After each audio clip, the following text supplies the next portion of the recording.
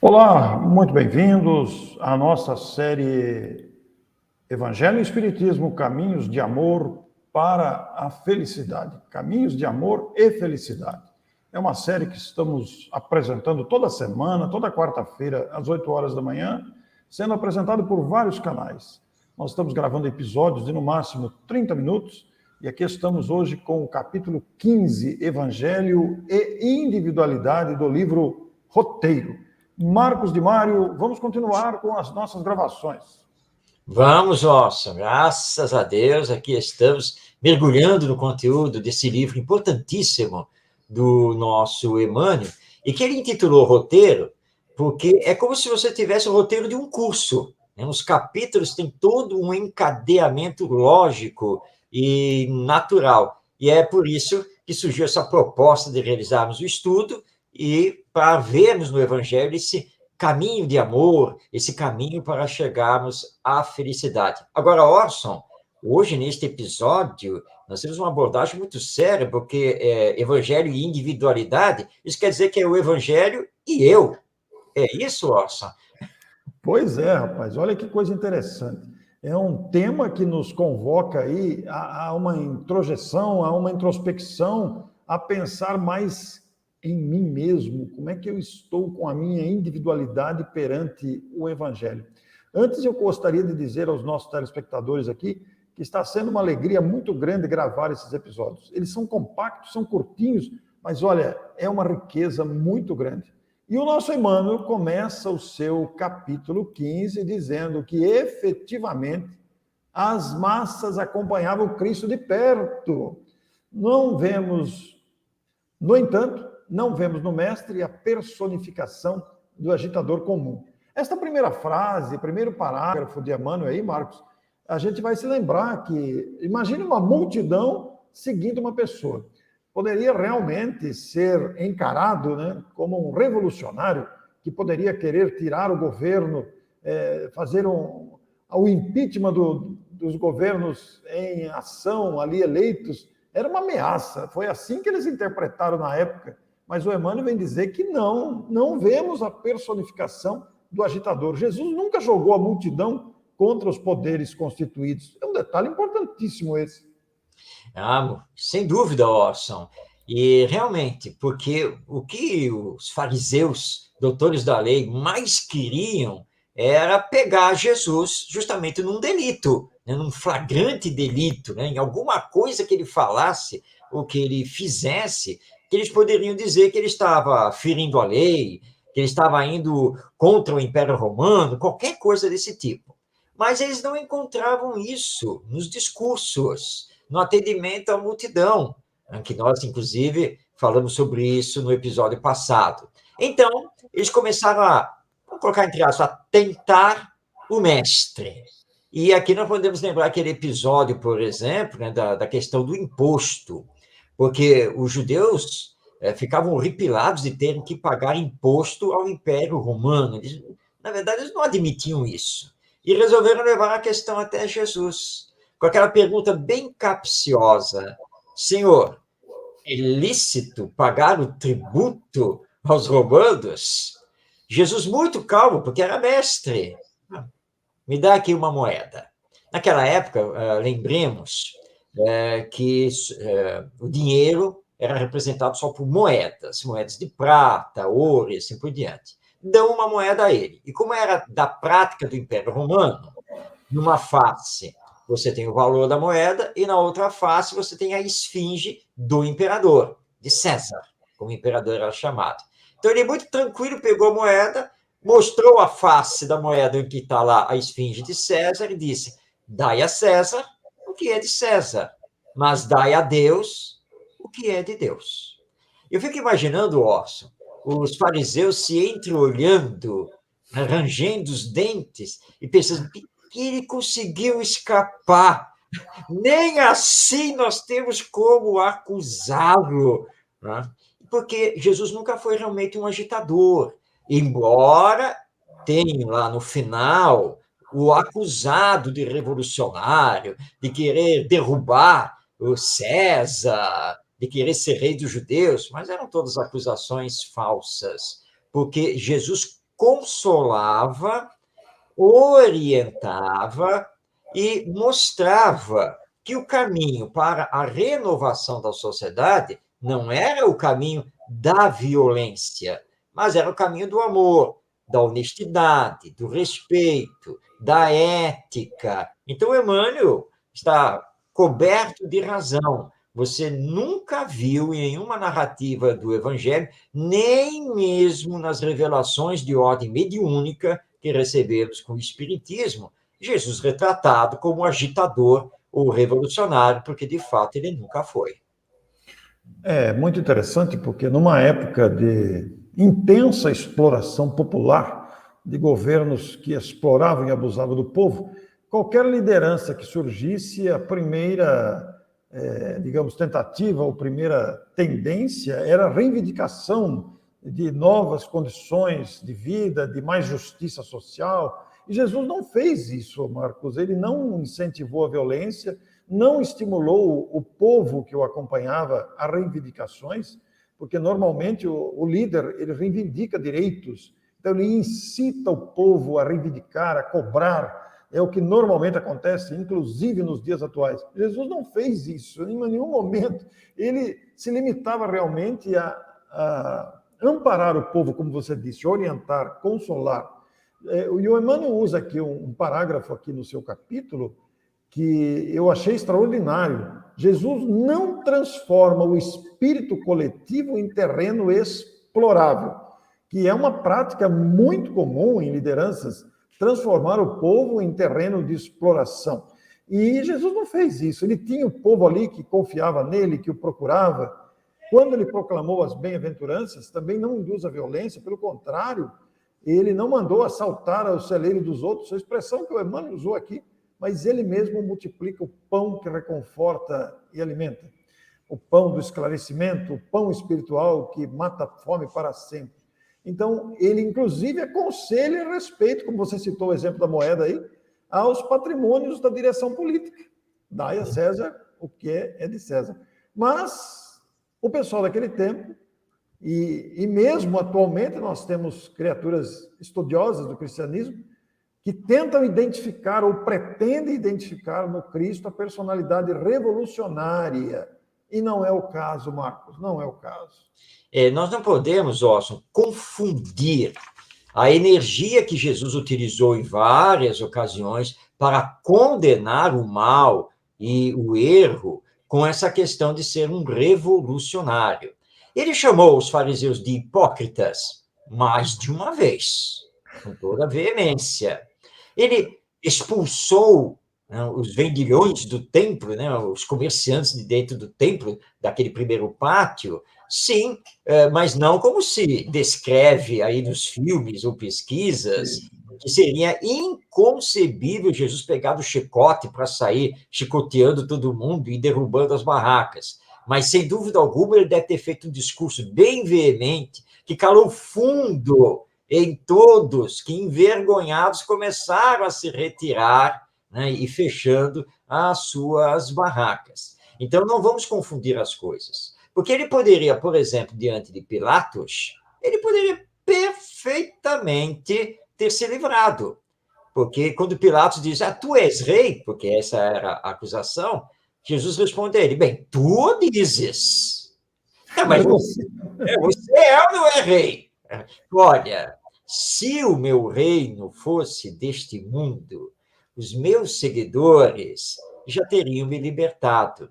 E você, na verdade, só tem autoridade sobre mim porque assim deve acontecer neste momento, e Deus o permite. E aí ele cala a boca, ele não fala mais nada, para a confusão ali de Pilatos, que viu, meu Deus, ele é rei, ele não é rei, onde é que fica esse reino, que autoridade é essa? Eu estou todo confuso, preciso devolver esse homem aí para o Sinédrio, porque eu já não sei mais o que fazer.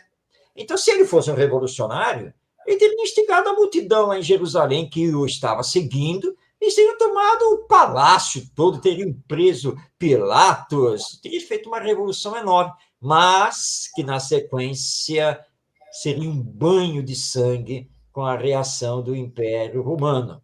E ele era a personificação do amor divino. Então, realmente, você falar que Jesus, pelo menos em alguns episódios, foi um revolucionário ou agitador, realmente é uma contradição em relação à missão que ele cumpriu aqui conosco na Terra. Bonito, né? Pensar assim, entender assim, ver assim. E a gente vai encontrar o Mestre, como diz o Emmanuel aí na sua perfeita tradução, socorreu a turba sofredora e consolou-a. Não se mostrou interessado em libertar a comunidade das criaturas, cuja evolução, até hoje, ainda exige lutas acerbas e provações incessantes, mas ajudou o homem a libertar-se. Aliás, né, Marcos? Esta ajuda ao ser humano a libertar-se está muito claro nos seus ensinos, nas suas afirmações, nos seus convites. Fez muitas afirmações positivas, fez convites diretos ao coração humano: sede perfeitos, perdoai 70 vezes, 7 vezes, e vai dizer nas afirmações: sois deuses, sois a luz do mundo, sois o sal da terra. Afirmações positivas, convites ao homem para se libertar. Mas ainda hoje, Marcos, nós estamos exigindo, a evolução exige ainda lutas bem intensas para essa libertação real da criatura humana, dessas mazelas que ainda nos permitimos. E Jesus sabia disso, Orson. É o nosso governador espiritual, né? É o espírito mais perfeito que Deus nos entregou para conhecermos. E ele sabia muito bem que não poderia, naquela época, renovar a sociedade humana num estalar de dedos só por causa da sua presença. Ele compreendia muito bem que a evolução demanda tempo. Então, o que ele fez? Ele fez a libertação das nossas consciências, para que nós, então, libertos das amarras do misticismo, do preconceito, do egoísmo, pudéssemos, então, ao longo do tempo, começarmos a realizar a transformação maior da sociedade. Somos individualidades, cada um tem seu ritmo de aprendizagem, o seu ritmo evolutivo, e ele não podia passar por cima de nada dessas coisas. Pelo contrário, precisava nos respeitar. Eu estava aqui lembrando, enquanto você falava, do episódio da mulher adúltera, porque quando não há condenação, a mulher perplexa fica olhando para Jesus e pergunta, né? E agora, Senhor? E ele diz para ela assim: minha filha, vai e não peques mais. Ele libertou a consciência dela da culpa, apenas pedindo que, olha, não cometa o erro novamente, porque se você cometer o erro, você vai ter que responder, seja perante a lei humana, mas perante a lei divina. Mas você é livre agora, entendeu? Tira o peso do seu ombro, saiu. Segue o seu caminho. Vai. Tá? Agora, só tome cuidado para não se equivocar novamente, para não cometer o mesmo erro. Então, ele foi nos libertando. Quando ele liberta Pedro, o que é para Pedro? Embainha, né? Guarda a tua espada. Não. Olha, quem com ferro ferir, com ferro vai ser ferido. Ah, Senhor, eu não sou digno do Senhor. Você é a pedra em que eu vou sustentar o evangelho. E todo mundo desconfiou naquele momento. Mas depois o próprio Pedro se libertou das suas amarras de vacilações e compreendeu: não, eu sou forte sim, Jesus disse que eu sou forte, então eu tenho que colocar isso para fora. E ele começa então a fazer os enfrentamentos, mas todos eles tentando manter aquela mansuetude, aquela esperança, para chegar a um Paulo de Tarso, né, Orson? Que lá no final, levado ali pelos soldados romanos, né, o tenente da guarda, né, olha para ele e diz assim: olha, eu na verdade eu não queria, mas sou obrigado, né? E Paulo diz: olha só, eu obedeço a Deus, você obedece a César. Eu sei que volto ao reino espiritual. Você tem que voltar a César. Então, cumpra a sua obrigação. E ele mesmo se deita para ser decapitado, porque ele compreende. Eu compreendo você. Não estou lhe culpando. absolutamente nada, eu não estou revoltado em absoluto, mas você ainda está com os compromissos materiais. E eu não quero o seu mal. Eu não quero que você finja que me matou para voltar para lá e correr risco de vida, porque César não vai lhe poupar. Mas Deus vai me receber, como vai receber você depois? Então, essa é a mensagem do Evangelho. E essas pessoas, então, já transformadas com essa mensagem para, como Jesus, marcar a nossa história. Muito bonito pensar nisso. Eu estava pensando, enquanto você elaborava esse raciocínio, trazendo o assunto para os nossos dias mais recentes. A gente se lembra, é inevitável, né, Marcos? Lembrar-se de Jesus Gonçalves, de Jerônimo Mendonça, lembrarmos-nos de tantos vultos aí no Rio de Janeiro mesmo, o doutor Adolfo Bezerra de Menezes, o doutor Mack, aí no Rio também, e quantos outros vultos na história da humanidade, criaturas que souberam absorver essa grandeza de estímulo trazido. Inclusive o Emmanuel, aqui na sequência do texto, ele faz uma seleção de 4 exemplos, né? Você citou um deles, da pecadora, vai e não peques mais, e o Emmanuel, ele vai citar também, ao apóstolo exclama, vem, segue-me. Ao paralítico, ergue-te e anda. A mulher sirofenicia diz convincente, a tua fé te curou. Quer dizer, por toda parte, nós vemos o mestre interessado em estimular o próximo, em levantar o espírito, buscando erigir o templo da responsabilidade em cada consciência e o altar dos serviços aos semelhantes em cada coração. Ô Marco, quando a gente lê uma referência dessa, a gente fica pensando no trabalho que isso dá, né? Porque ele está interessado em fazer isso com cada espírito, estimulando cada espírito a construir-se interiormente. Mas esse trabalho, apesar do estímulo externo, pertence a cada um de nós. O espírito Humberto de Campos, através do Chico Xavier, ele tem uma história muito bonita a esse respeito, em que Jesus recebe, né, 4 judeus que supostamente queriam segui-lo.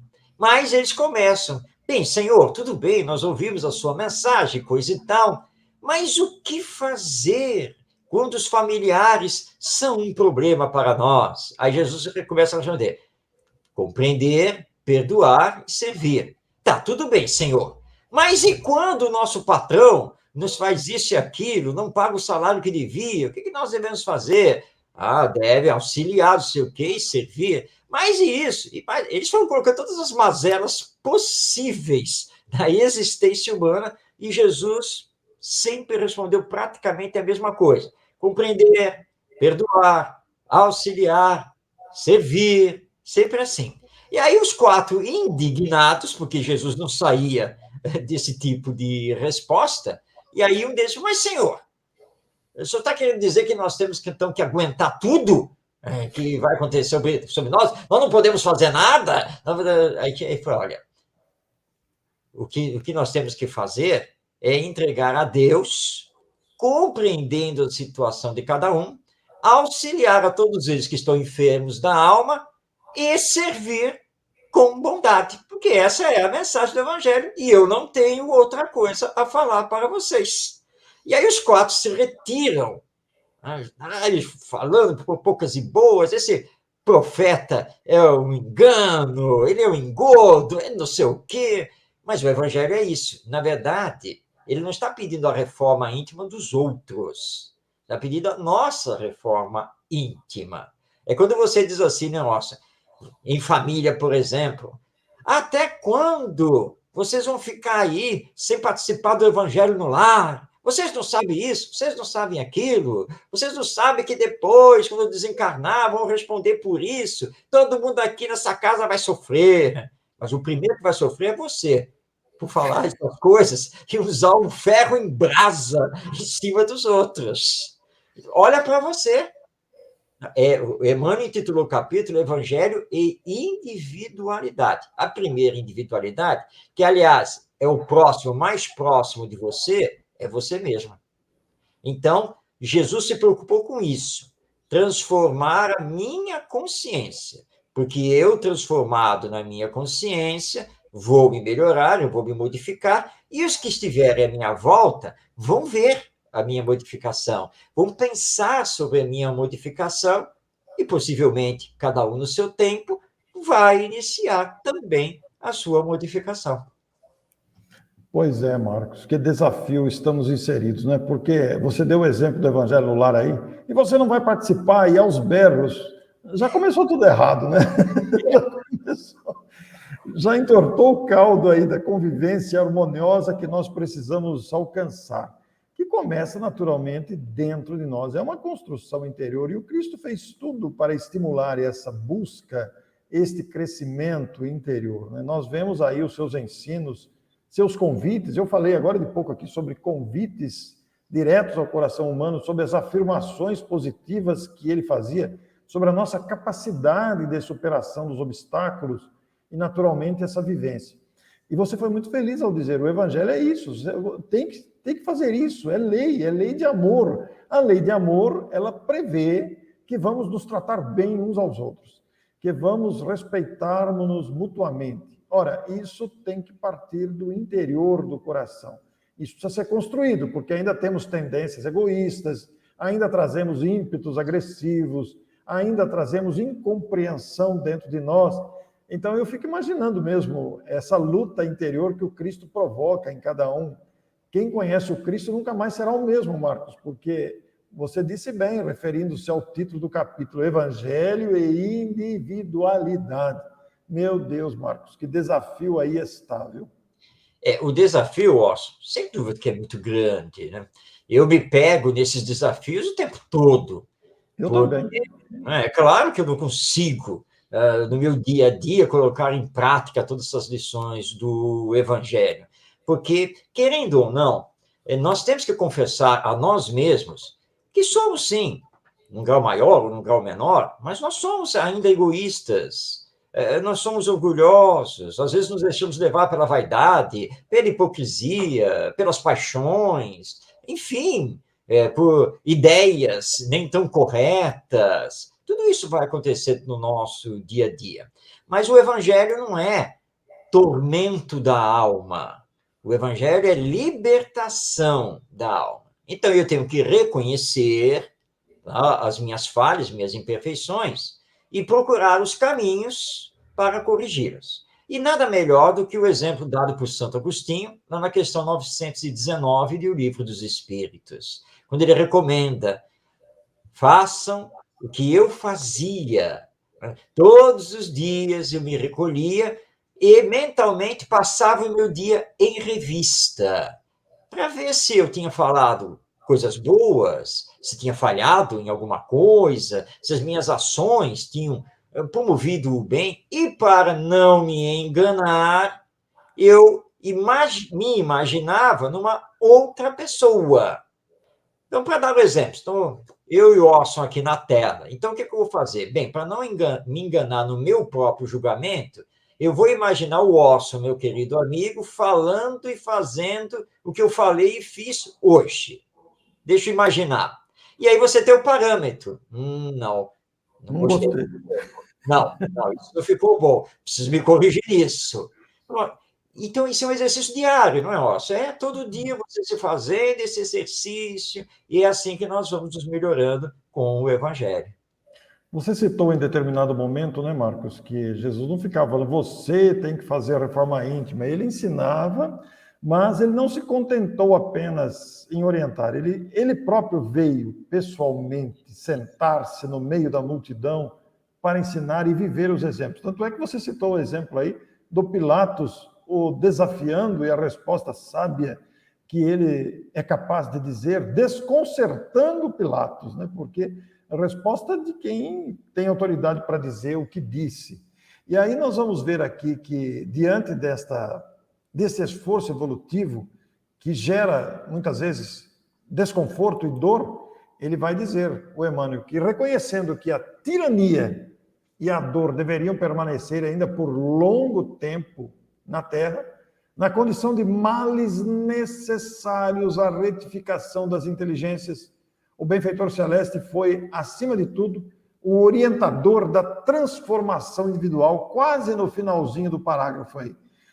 Ele reconhece a nossa dificuldade em melhorar, as lutas que temos que fazer por melhorar, mas ele continua sendo, continua sendo o libertador, o orientador. Por isso lutou, como Emmanuel encerra o capítulo aqui, lutou, amou, serviu e sofreu até a cruz, confirmando com o próprio sacrifício a sua doutrina de revolução interior, quando disse: e aquele que deseja fazer-se o maior no reino do céu, seja no mundo o servidor de todos. Muito expressivo isso aqui, Marcos. Muito. Sem dúvida, Orson. E é por isso que o Espiritismo, ao reviver o cristianismo, a mensagem do Evangelho, nos mostra que a transformação moral da humanidade só pode acontecer na medida da transformação moral dos indivíduos que formam a humanidade. Porque a humanidade é o conjunto, é o coletivo dos seres humanos. Por isso o Espiritismo tem essa ligação com o Evangelho. A transformação moral é individual, assim como o Evangelho. O Evangelho é individual. Não adianta decretar, como fez o Império Romano na sua época, que o cristianismo passava a ser a religião oficial do Império. Porque você não pode, simplesmente por um decreto, colocar o Evangelho nas consciências das pessoas. Formalmente, ok, as pessoas vão obedecer, até porque estão sob a ameaça da espada. Mas Evangelho é consciência, Evangelho é libertação. E cada um de nós vai ter o seu tempo. Há aqueles que se transformaram de imediato, aceitando a mensagem de Jesus, e aqueles outros que, passados 2000 anos, ainda não aceitam e ainda questionam a mensagem do Evangelho. Então, não é pela força. Por isso que alguns... mas quando que nós vamos entrar nesse mundo de regeneração? Quando que isso vai acontecer? Olha só o estado em que nós nos encontramos. Temos calma. O tempo, como diz o espírito Neo Lúcio, é o nosso maior tesouro. Tudo é com o tempo. E na medida em que eu, você, o outro, vamos nos espiritualizando, vamos moralizando, vamos interiorizando a mensagem do Evangelho. Isso vai contagiando, vai contagiando, vai contagiando, e vai acontecer, o que aconteceu lá no Império Romano. 300 anos de perseguição implacável aos cristãos, os seguidores do tal Jesus, até que no ano 325, o todo-poderoso Império Romano se rendeu. E viu que não tinha mais jeito, sabe? A melhor coisa que nós temos que fazer é sancionar o cristianismo, é oficializá-lo, abraçá-lo, porque ele tomou conta do império e agora chegou ao ponto de ser impossível combater. E é isso que vai acontecer com o tempo, com o nosso trabalho aqui na humanidade. Magnífico, Marcos de Mário. Nós queremos agradecer a você que nos acompanha pela oportunidade deste encontro semanal. Na próxima semana, nós temos o capítulo 16, Evangelho e Caridade. Vai haver uma conexão aí agora, né, Marcos? Sem dúvida. Uma boa conexão. Então, muito obrigado a você. Até a próxima semana, com o nosso abraço de gratidão. Até lá.